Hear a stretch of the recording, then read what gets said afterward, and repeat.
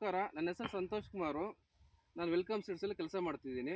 ನಮ್ಮ ಭೀಷ್ಮ ಹಾಕಿದ್ರ, ನಿಮ್ಮ ಪರಿಚಯ ಮಾಡ್ಕೊಳ್ಳಿ ಫಸ್ಟು. ನನ್ನ ಹೆಸರು ಮದನ್ ಗೋಪಾಲು. ಹಾಂ. ನಾಮಗಂಡ್ಲು ಗ್ರಾಮ, ಗೌರಿಬಿದನೂರು ತಾಲೂಕು. ಹಾಂ. ಚಿಕ್ಕಬಳ್ಳಾಪುರ ಡಿಸ್ಟಿಕ್ಕು. ಚಿಕ್ಕಬಳ್ಳಾಪುರ ಡಿಸ್ಟಿಕ್ಕು. ಹಾಂ. ಇದು ಯಾವ ತಳಿ ಹಾಕಿದ್ರಿ ನೀವು? Bhishma. Welcome Seeds Bhishma.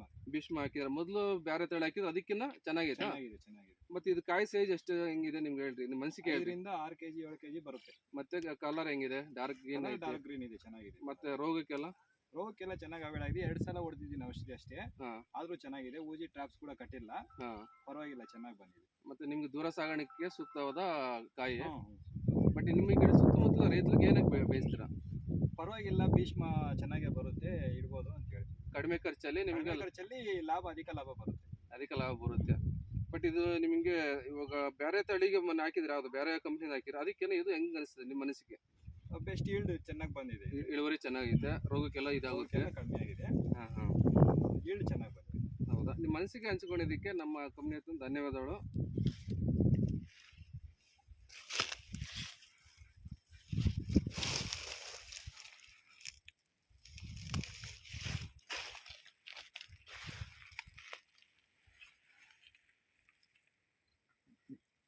Sir